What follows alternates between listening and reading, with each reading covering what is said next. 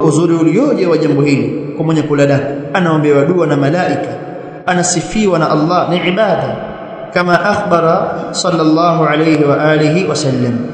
Wa salatu Allahi ala almutasahhirin, na sala ya Allah juu ya walaji daku, an yadhkurahum Allah fi mala'il a'la, Allah nawataja juu huko, wa yuthni alayhim, na wasifia.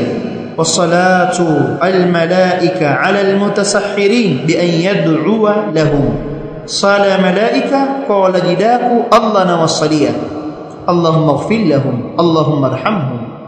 aliamka kuanzia muntasaf al-layl, nusu ya usiku, akala daku mpaka kabla salati al-fajr, muda wote una muda wa daku, sio kabla ya nusu ya usiku. Saa 4 sio daku, hiyo ni nyongeza ya iftari. Daku inaanza baada ya nusu ya usiku mpaka kabla ya kuchomoza kwa alfajiri.